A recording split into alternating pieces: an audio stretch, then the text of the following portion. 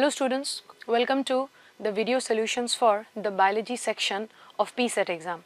I will be discussing the biology solutions of class 10. Question number 31. Which among the following statements are true for unisexual flower? As you can see, this question is from the chapter How do organisms reproduce? So, statement number 1, they both possess stamen and pistil. So unisexual flowers, that's the word you need to focus upon. तो unisexual मतलब flower में सिर्फ एक ही reproductive structure present है. तो इसका मतलब जो statement 1 हो रहा है that they possess both stamen and pistil, that cannot be correct.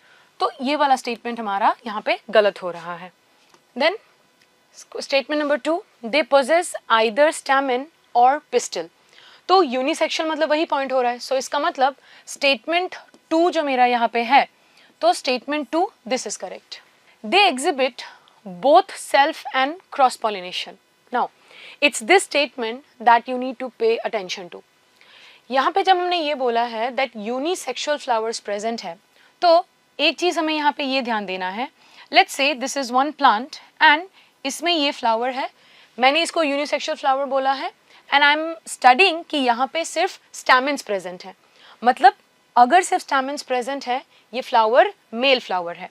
So let's say मैंने यहाँ पे सिंबल दे दिया कि ये मेल फ्लावर है. ओके अब अगर सेम प्लांट में दूसरा यूनिसेक्सुअल फ्लावर है बट दिस टाइम इस यूनिसेक्सुअल फ्लावर में पिस्टिल प्रेजेंट है, तो ये क्या हो रहा है? ये हो रहा है फीमेल फ्लावर, राइट? तो इसका मतलब अगर मेल एंड फीमेल जो यूनिसेक्सुअल फ्लावर्स है वो अगर सेम प्लांट में प्रेजेंट है, तो with in this plant itself क्या हो सकता है? पॉलिनेशन हो सकता है. मेल फ्लावर से पॉलन ये फीमेल फ्लावर तक ट्रांसफर हो सकता है. अब तुम यहाँ पे ध्यान दोगे कि एक फ्लावर से दूसरे फ्लावर तक पॉलन का ट्रांसफर हुआ. Yes, but the thing that you need to focus upon here is ये दोनों फ्लावर्स सेम प्लांट के हो रहे, मतलब इनका जो जेनेटिक कॉम्पोजिशन होगा उसमें इतना कोई बड़ा डिफरेंस यहाँ पे नहीं आ रहा है. They belong to the same parent plant. तो जेनेटिकली स्पीकिंग यहाँ पे क्या हो रहा है? This can be considered as a case of self pollination. तो इसका मतलब क्या यूनिसेक्सुअल फ्लावर्स में सेल्फ पॉलिनेशन हो सकता है? Yes, when provided the male and the female flowers both are present on the same plant body. Yes. On the other hand अगर मैंने बोला है कि एक प्लांट है जिसमें जितने भी फ्लावर्स है, all of these flowers they are all male flowers, तो यूनिसेक्सुअल है और एक प्लांट बॉडी में एक ही टाइप का फ्लावर है. On the other hand second जो प्लांट है इसमें जितने भी फ्लावर्स आ रहे हैं all of these are female flowers. ठीक है, तो अब क्या हो रहा है? अब पॉलिनेशन होने के लिए डेफिनेटली एक प्लांट से दूसरे प्लांट तक पॉलन का मूवमेंट कराना पड़ेगा. So this becomes a case of what? This becomes a case of cross pollination. तो इसका मतलब क्या हो रहा है कि यूनिसेक्सुअल फ्लावर्स अगर सेम प्लांट बॉडी में प्रेजेंट है, सेम जेनेटिक कॉम्प्लीमेंट वाले प्लांट में उसका पॉलन ट्रांसफर हो रहा है, it means self pollination is possible. A special case, but yes, it is self pollination. अगर दो अलग प्लांट बॉडीज में प्रेजेंट है तो डेफिनेटली क्या होगा? Cross pollination. It means statement 3 जो यहाँ पे हो रहा है, they exhibit both self and cross pollination. Technically statement 3 भी हमारा यहाँ पे क्या हो रहा है? करेक्ट हो रहा है. Finally, unisexual flowers possessing only stamens cannot produce fruits. Now, fruit कहाँ से बनता है? fruit ovary से बनता है. ovary is part of what? the pistil. मतलब जो मेल फ्लावर होगा जिसमें सिर्फ stamens है उसमें डेफिनेटली कहीं पे भी ovary नहीं आ रहा है. इसका मतलब those flowers cannot result in the formation of fruit. तो going by that logic, statement 4 जो मेरा है वो भी correct हो रहा है. So statements 2, 3 and 4 they are correct. That is why in this particular question, okay, question number हमारा जो 31 है, in this particular question the correct answer should be option B. Moving ahead to the next question. 32. If pepsin is lacking in gastric juice, then which event in the stomach will be affected? This is from the chapter life processes. जहाँ पे digestion वाला जो nutrition वाला part है, it's from that topic. तो pepsin ये digestive system में stomach में बन रहा है, गैस्ट्रिक जूस का पार्ट है. पेप्सिन का काम क्या हो रहा है? It's involved in the digestion और the break down of proteins. So option यहाँ पे क्या हो रहा है तुम्हारा, ऑप्शन जो बी है, breaking of proteins into peptides, ये वाला पर्टिकुलर इवेंट प्रॉपर्ली अकर नहीं हो पाएगा. Hence question number 32, the answer should be option. Moving ahead, question number 33, cells formed in bone marrow. तो बोन मैरो जितने भी हमारे लॉन्ग बोन्स हो रहे हैं मेजर, जैसे कि हम लोग जब थाई बोन की बात करते हैं, फीमर, ठीक है, that's one of the examples. ऐसे और भी हमारे पास कुछ बोन्स है जिनके मैरो में, जो बोन का कोर हो रहा है, बोन मैरो, वहां पे हम लोग क्या देख रहे हैं, ब्लड के सेल्स का फॉर्मेशन हो रहा है. अब इस क्वेश्चन में आरबीसीज इनका फॉर्मेशन होगा, डब्ल्यूबीसीज उसका भी फॉर्मेशन हो रहा है. तो मतलब A and B both kind of cells, जो आरबीसीज डब्ल्यूबीसीज है, दोनों का फॉर्मेशन है. That is why for question number 33 the correct answer should be option C, which is both A and B. Now, question number 34, ये environment वाले topic से है. तुमको मैच करना है यहाँ पे. Food chain, it's considered to be a series of organism feeding on one another. So, A should match with 3. Food web, तो एक अकेला जो सीरीज हो रहा है that is food chain, ऐसे multiple food chains अगर interconnected हो रहा है उसको हम लोग बोल रहे हैं food web. So, B should be interlinked food chain. B4. Herbivores. Herbivores are those animals which feed upon plant matter. तो यहाँ पे herbivore कौन है? Elephant. So C should be 1. Carnivore. Carnivores are those animals which feed upon the flesh of other animals. So carnivore, that should be jackal. D should be 2. तो accordingly अगर हम इसको match करें A3, B4, C1, D2, तो question number 34 इसका answer होना चाहिए option A. Question number 35, it's an assertion reason based question. तो असर्शन वाला जो हमारा स्टेटमेंट है, people entering into the burning place die due to suffocation.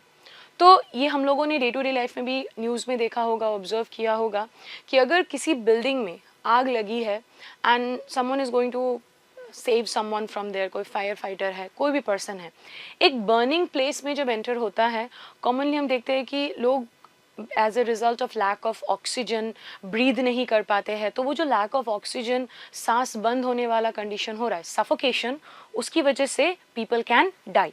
That is something which we have heard of in our day to day life. Yes, तो इसका मतलब assertion वाला जो पॉइंट है यहाँ पे करेक्ट है. अब रीजन वाला स्टेटमेंट, इसको अगर हम लोग अलग से समझे, अभी रीजन वाले स्टेटमेंट में लिखा है कि smoke contains large amount of carbon monoxide, a toxic gas. तो जब बर्निंग हो रहा है किसी एरिया में, तो वो बर्निंग के लिए क्या करेगा, वो एनवायरनमेंट में जो भी ऑक्सीजन है उसको यूज़ कर रहा है. ठीक है, अब कंटिन्यूसली ऑक्सीजन जब वो यूज़ करता जा रहा है तो टेक्निकली गैस कौन सा बन रहा है वहाँ पे, CO2. लेकिन जैसे जैसे ऑक्सीजन का अमाउंट एनवायरनमेंट में कम होने लग रहा है, तो अब जो तुम्हारा इनकम्प्लीट ब्रेकडाउन वहाँ पे, या फिर इनकम्प्लीट बर्निंग मैं बोल सकती हूँ, उस वजह से वहाँ पे एक बहुत ही टॉक्सिक गैस बन रहा है which is carbon monoxide. Now अब इस रीजन को असर्शन से हम कैसे कनेक्ट कर पा रहे हैं. If I am entering a burning place जहाँ पे ऑलरेडी ऑक्सीजन का अमाउंट कम हो चुका है, तो मुझे ऑलरेडी ऑक्सीजन मिल नहीं रहा है. ऑन टॉप ऑफ दैट अगर उस एरिया में कार्बन मोनोऑक्साइड प्रेजेंट है, so I will be breathing in that carbon monoxide. अब हमारे बॉडी में कार्बन मोनोऑक्साइड क्या करता है, so what can carbon monoxide do is, वो हमारे हीमोग्लोबिन से बाइंड कर जाता है, वेरी इजीली वो बाइंड कर जाएगा. अब इस कार्बन मोनोऑक्साइड के हीमोग्लोबिन के साथ बाइंडिंग की वजह से ऑक्सीजन के साथ जो वो थोड़ा बहुत बाइंड कर सकता था, वो कैपेसिटी अभी क्या हो रहा है, लिमिट हो रहा है. सो इट मीन्स मेरे पास जो भी हीमोग्लोबिन है, instead of binding with the available oxygen, वो CO मतलब जो कार्बन मोनोऑक्साइड है उससे बाइंड कर रहा है. तो इस वजह से क्या हो रहा है, ऑलरेडी एनवायरनमेंट में ऑक्सीजन कम है, अब इंटरनली मेरे ब्लड में, मेरे सेल्स, टिश्यूज़ में भी ऑक्सीजन का अमाउंट कम हो रहा है. एंड वी नो कि अगर मेरे सेल्स में थोड़े टाइम के लिए भी ऑक्सीजन नहीं पहुंच पा रहा है, एरोबिक रेस्पिरेशन नहीं हो पाएगा, cells and tissues will not be able to function. Hence, it seems in this particular question, जो भी assertion है, reason वाला statement क्या कर रहा है, वो उसको correctly explain कर पा रहा है. So that is why question number 35, when you look at its options, तो यहाँ पे जो option B हो रहा है कि R explains A, this is correct. So question number 35, the answer should be option B. Now question 36, which of the following limits the number of trophic levels in a food chain? अब food chain के बारे में एक previous question हमने क्या solve किया, that it's considered to be a series of arrangement of one organism after another, और ये अरेंजमेंट किस बेसिस पे हो रहा है, that one is being eaten by the next one. तो इस तरीके से एक के बाद एक वो तुम्हारा कंजम्पशन हो रहा है. Every level in that food chain is called to be a trophic level. अब टेक्निकली अगर मैं चाहती ट्रॉफिक लेवल्स अरेंज करने के लिए, लेट्स से हाइपोथेटिकली मैंने क्या किया, मैंने शुरू किया यहाँ पे ट्रॉफिक लेवल 1 से, फिर ट्रॉफिक लेवल 2, ट्रॉफिक लेवल 3, ऐसे करते करते लेट्स से इमेजिनरी कंडीशन है एकदम मैं ट्रॉफिक लेवल 20 तक पहुँच गई. अगर मैंने ऐसा एक कंडीशन यहाँ पे क्रिएट कर दिया, फर्स्ट ग्लांस में this appears to be what a very good thing कि 20 डिफरेंट टाइप्स ऑफ ऑर्गेनिजम्स मेरे उस फूड चेन में अकोमोडेट हो गए. लेकिन फूड चेन्स में एनर्जी ट्रांसफर हो रहा है एंड एनवायरनमेंट में एक लिमिटेशन आ रहा है. What is this limitation? अगर मैंने एक से दूसरे ट्रॉफिक लेवल की बात की, सो ट्रॉफिक लेवल 1 से ट्रॉफिक लेवल 2 तक जब एनर्जी जाता है, कभी भी 100% एनर्जी का ट्रांसफर नहीं हो पाता है. यहाँ पे जितना भी एनर्जी है इसका सिर्फ 10% एनर्जी ट्रांसफर होगा टू ट्रॉफिक लेवल 2. तो इसका मतलब ये जो 10% एनर्जी ट्रांसफर हो रहा है, that's the only one which is going ahead. इसको हम लोग बोलते हैं the 10% law of energy transfer in the ecosystem. अब तुम सोचो T1 से T2 तक 10% गया तो क्या हो रहा है, थोड़ा घट के जा रहा है. T2 से T3 में उसका 10% जाएगा, फर्दर लेसनिंग. अब तुम सोचो अगर मैंने ऐसे 20 तक ट्रॉफिक लेवल यहाँ पे बना दिए होते तो ग्रेजुअली जैसे ही मैं 10% करके ट्रांसफर करते जा रही हूँ, by the time I reach higher trophic levels, what will happen, energy pass on करने के लिए हमारे पास बचेगा ही नहीं. तो ऑलमोस्ट नेग्लिजिबल अमाउंट एनर्जी जाएगा, तो it's of no use, right.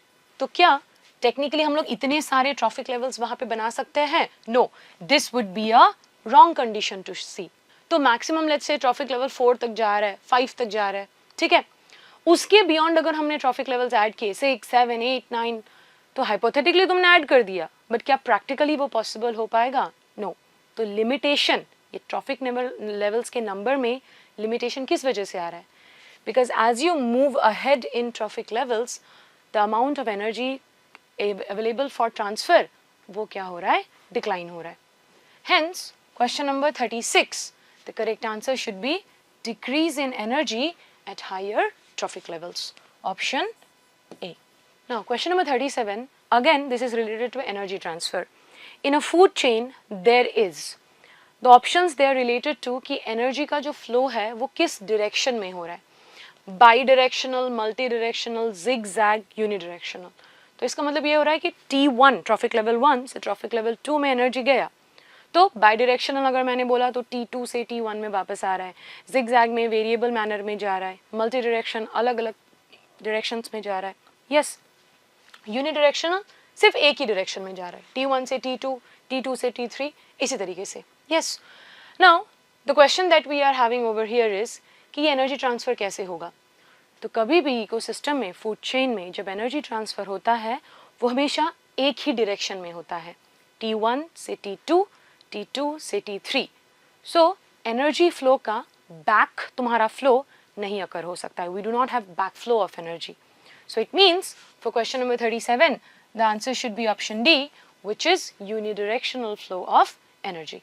Now question number 38, how many genes a child receives from its father. तो जब भी हम लोग एक चाइल्ड की बात कर रहे हैं, जो भी टोटल जेनेटिक कंटेंट उस पर्टिकुलर चाइल्ड का होने वाला है, ठीक है, तो वो चाइल्ड शुरू कहाँ से हो रहा है, एक जाइगोट से, that's a single cell fertilization का प्रोडक्ट है.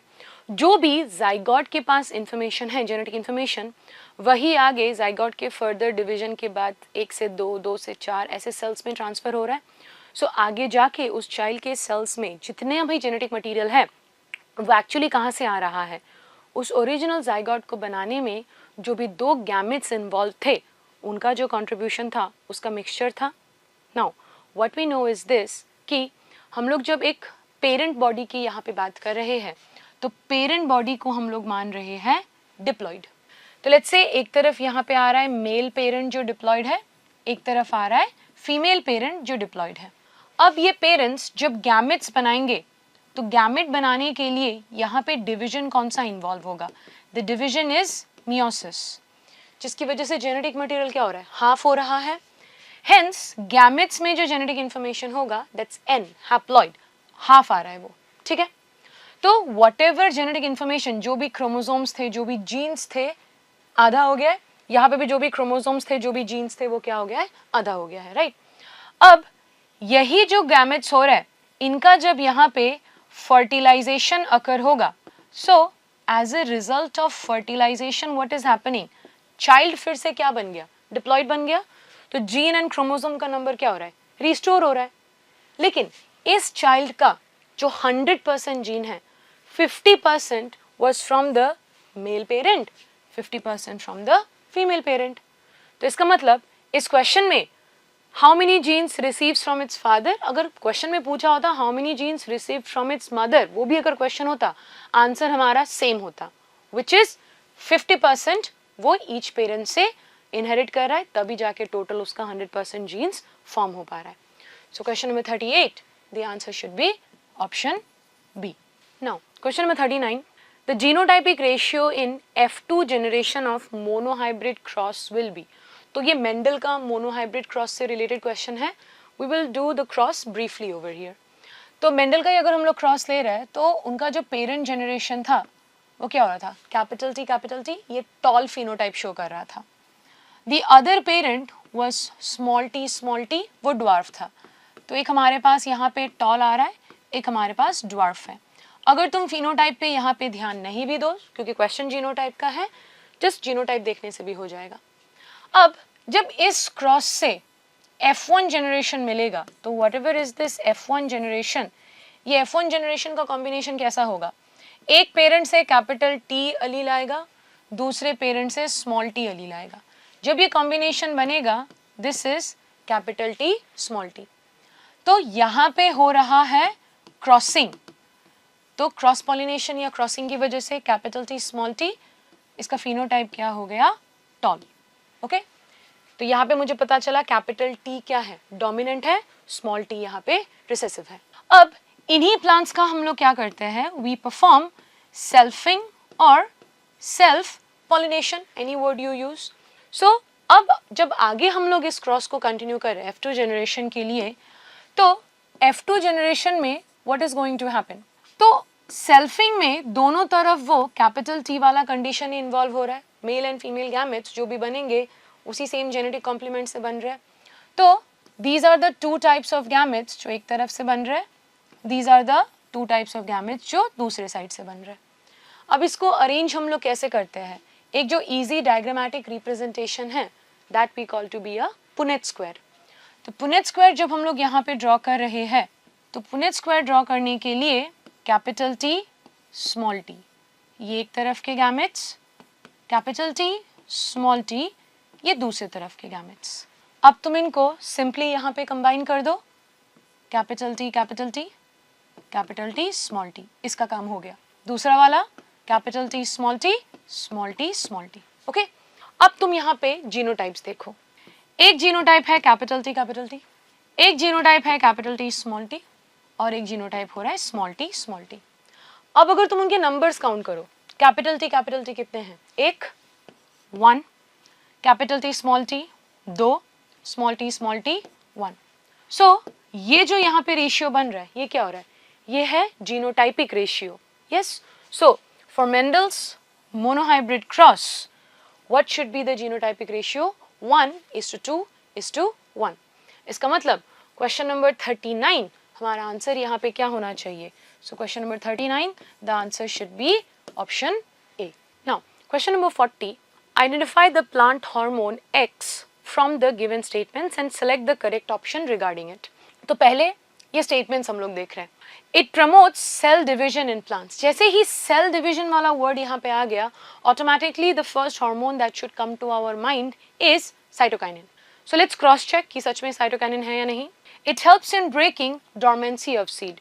तो सीड जो डॉर्मेंट कंडीशन में है कि उसको मैंने सॉइल में सो कर दिया, उसके बाद भी वो जर्मिनेट नहीं कर पा रहा है, इट मीन्स उसको करेक्ट इंटरनल ट्रिगर अभी तक नहीं मिला है। तो ये जो पॉज वाला सिचुएशन है, डॉर्मेंसी वाला, इसको ओवरकम करके जर्मिनेशन कराना, that is breaking of dormancy, ये काम भी कौन कर रहा है? Cytokinins. It delays ageing in leaves. तो लीव्स है या फिर शूट सिस्टम का कोई भी पार्ट है, उसमें जब हम लोग ओल्ड एज की बात कर रहे हैं कि क्लोरोफिल डिग्रेड हो रहा है, तो लीव्स क्या हो जाएंगे? येलो ब्राउन कलर के हो जाते हैं। तो जब कोई लीफ एकदम ऐसे ग्रीन से येलो ब्राउन कलर हो जाता है, तब हम बोलते हैं that the leaf is becoming old. So ये जो एजिंग वाले पॉइंट्स है कि क्लोरोफिल डिग्रेड हो रहा है, ऐसी चीजों को प्रिवेंट कौन कर सकता है? Again cytokinin. तो अगर ये ब्रेकडाउन ऑफ क्लोरोफिल पिगमेंट यहाँ पे डिले हो रहा है, मतलब प्लांट का जो एजिंग का प्रोसेस है वो भी डिले हो रहा है। सो स्टेटमेंट 3 वो भी क्या बता रहा है? Cytokinin. Statement 4, it brings about morphogenesis along with auxin during tissue culture. So in tissue culture what we do, we take a random part of the plant, कोई भी वेजिटेटिव पार्ट तुम use कर सकते हो, उसके few cells तुम laboratory में correct conditions में ग्रो कराओगे। You are going to keep it in correct temperature, light conditions, उसको सही न्यूट्रिएंट्स दिए जाएंगे एंड मोस्ट इम्पॉर्टेंटली उसको करेक्ट कॉन्सेंट्रेशंस में करेक्ट हॉर्मोन्स दिए जाएंगे। अगर ये सारी चीज़ें मैंने ऑप्टिमाइज कर ली, so from just a few cells of the plant body in a very short time period, I will be able to generate hundreds and hundreds of daughter plants. तो ये प्लांट टिश्यू कल्चर के through हम लोग कम time पे बहुत सारे plants बना सकते हैं। लेकिन तुमने जो भी प्लांट टिश्यू यूज किया है अपने कल्चर में, अगर वो सिर्फ डिवाइड कर रहा है, it's of no use. You're just getting a mass of dividing cells. What you require is root, stems, मतलब morphological structure बनने चाहिए। So from a simple mass of dividing cells, ये जो root, stem, leaf वगैरह बन रहा है, that particular process is morphogenesis. तो morphogenesis करने के लिए एक हार्मोन तो already mentioned है, auxin.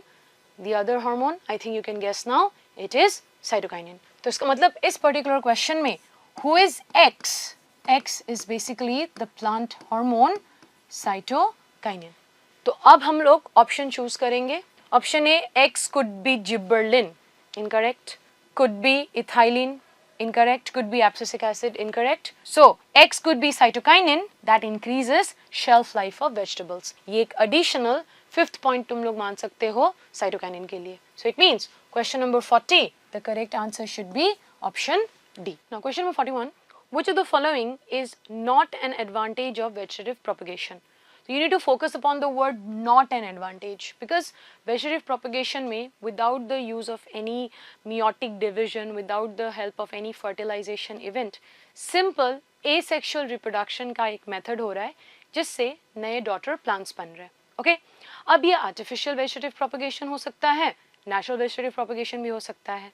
So the point you need to keep in mind is कि vegetative propagation के advantages क्या होंगे? If I'm able to recall those, I'll be able to recall which is not an advantage. So the first thing you need to keep in mind is that through vegetative propagation, let it be artificial or natural, whatever daughter plants are produced, they're always genetically identical to the parent plant. You don't have any extra meiosis involved, you don't have any fertilization involved. So अलग अलग तरीके के genetic information का जो combination है, variations आने का जो ऑप्शन है, ये क्या हो रहा है? ये घट रहा है वहाँ पे। तो इसका मतलब बेनिफिट यहाँ पे क्या आ रहा है? वेजिटेटिव प्रोपगेशन में पेरेंट जैसा मुझे जेनेटिकली आइडेंटिकल डॉटर प्लांट मिल रहा है, वेरिएशंस हमें देखने को नहीं मिलेंगे। अब वेजिटेटिव प्रोपगेशन फास्टर प्रोसेस होगा। नेचुरल सेक्सुअल रिप्रोडक्शन के लिए you will have to wait for pollens, transfer होगा, फर्टिलाइजेशन, जाइगोट बनेगा, एम्ब्रायो, फिर सीड, यू गेटिंग राइट कि इतना लंबा प्रोसेस है। तो वेजिटेटिव प्रोपगेशन क्या है? जल्दी जल्दी मुझे डॉटर प्लांट्स देगा, राइट। सो ये एडवांटेज जो वाला पार्ट है ये हमें ध्यान देना है। Then we will be able to see which is not an advantage. Plants which produce non viable seeds can be grown, ये एडवांटेज है बिकॉज किसी प्लांट का अगर सीड ही नहीं बन रहा है, हम मानते हैं उसका डॉटर जनरेशन नहीं हो रहा है, but through vegetative propagation we can get. It is an advantage, not my answer. It is an easier method than sowing seeds. Again, this is correct. You have to sow seeds, take care of them, irrigate them. तो लंबा process हो रहा है। Such plants produce seeds and fruits much earlier than plants produced from other methods. This is also correct. This is an advantage of vegetative propagation. लेकिन statement D देखो, it is the best method to introduce new genetic traits in the species. Vegetative propagation का पहला point ही हमने यहाँ पे क्या बोला? That parent जैसा जेनेटिकली आइडेंटिकल डॉटर प्लांट बन रहा है, या फिर मैं बोल सकती हूँ वेरिएशंस यहाँ पे इंट्रोड्यूस नहीं हो पा रहे। तो ये क्या हो रहा है उसका, it's not an advantage as such कि वेरिएशन आया ही नहीं, राइट या फिर मैं इसको ये नहीं बोल सकती it's an advantage of vegetative propagation, because it is not the best method to introduce new variation. The two things, they don't match with each other. Hence, the correct answer for question number 41 should be option D. Now, question number 42, this is a very direct and easy one. The process of release of an egg from the ovary. They're not asking about the process जिससे egg बन रहा है. That process is oogenesis. पूछा इसमें यह है कि ovary में एग बन गया एंड देन ओवरी से वो रिलीज हुआ female gamete, that particular process is called to be ovulation. So ovulation and oogenesis में कंफ्यूज मत करना. Ovulation that's the release of the egg, oogenesis is considered to be the formation of the egg. हमसे release पूछा है, hence question number 42 the correct answer should be option B. Now question number 43, a doctor advised a person to take an injection of insulin because. So focus upon insulin. Insulin जो hormone है हमारे body में, उसका काम क्या हो रहा है, after digestion, after the breakdown of all these sugars, जो भी ग्लूकोज मेरे ब्लड में प्रेजेंट है, जो भी शुगर मेरे ब्लड में प्रेजेंट है, I don't need it in my blood, I need these sugars कि वो ब्लड उसको ट्रांसपोर्ट करेगा, फिर वो मेरे सेल्स में एंटर होगा. तो ब्लड से शुगर को सेल तक एंटर कराने में, ताकि वहाँ पे वो यूज हो सके, this particular work is being done by insulin. अब अगर डॉक्टर इंसुलिन का इंजेक्शन दे रहा है, इसका मतलब क्या हो रहा है, ये जो ट्रांसफर है ब्लड से सेल में शुगर का जाना, ये नहीं हो रहा है.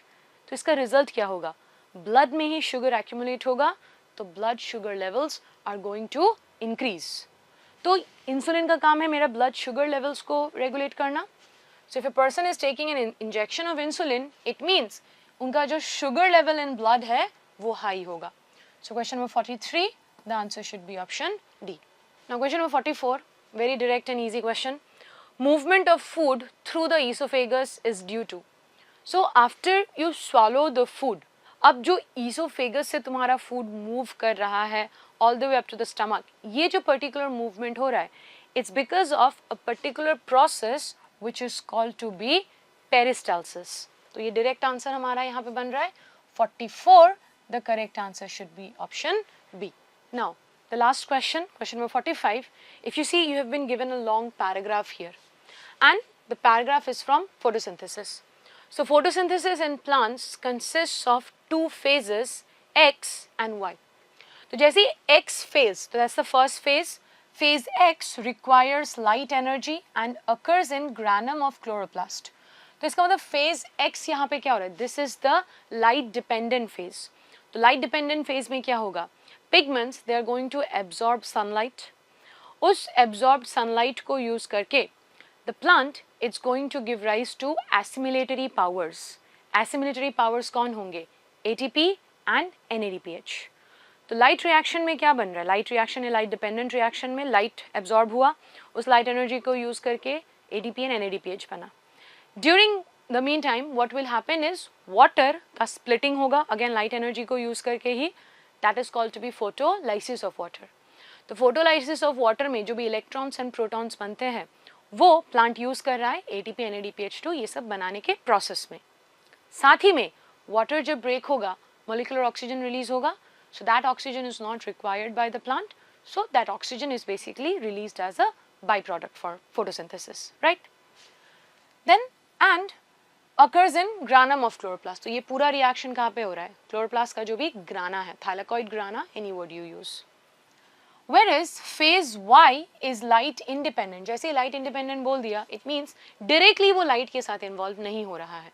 तो इस phase को हम लोग डार्क रिएक्शन भी बोलते हैं, not because it occurs in darkness but because it's not directly utilizing light as a point over there. It occurs in stroma of chloroplast. तो अगर लाइट का पूरा यूटिलाइजेशन हो चुका है तो एक्चुअली अभी लाइट इंडिपेंडेंट रिएक्शन में क्या होगा, फेज वाई में क्या हो रहा है, तो ATP एंड NADPH2 बना है, एसिमिलेटरी पावर. लेकिन फोटोसिंथेसिस का प्रोडक्ट क्या है, फोटोसिंथेसिस का प्रोडक्ट ग्लूकोज है. तो ये जो कार्बन डाइऑक्साइड को आगे ग्लूकोज में कन्वर्ट किया जा रहा है, this particular point, the biosynthetic phase when glucose is produced, that is your phase Y, which is light independent reaction. So, which of the following holds true for X and Y? In phase X, light energy is used up in photolysis of water and molecular oxygen is evolved. ये correct है? In phase Y, electrons and protons are used. इतना पढ़ते पढ़ते तुमको समझ में आ गया कि phase Y में electrons and protons use नहीं हो रहे, phase X में ही हो रहा है, तो B option गया. Assimilatory power generated in phase Y, ये तो यहाँ पे ही गलत हो गया. फेज Y में डार्क रिएक्शन या लाइट इंडिपेंडेंट रिएक्शन में एसिमिलेटिव पावर जनरेट नहीं होता है, यूज होता है. Phase X utilises carbon dioxide. Again यहाँ पे फर्स्ट लाइन में समझ में आ रहा है कि उल्टा बोला जा रहा है, ये गलत है. Hence for question number 45 the correct answer should be option A. So these are the solutions for the exam that you gave today. I hope these explanations are clear and they also helped you to understand the concepts in a better manner. I hope all of you had a good exam. Thank you and have a nice day.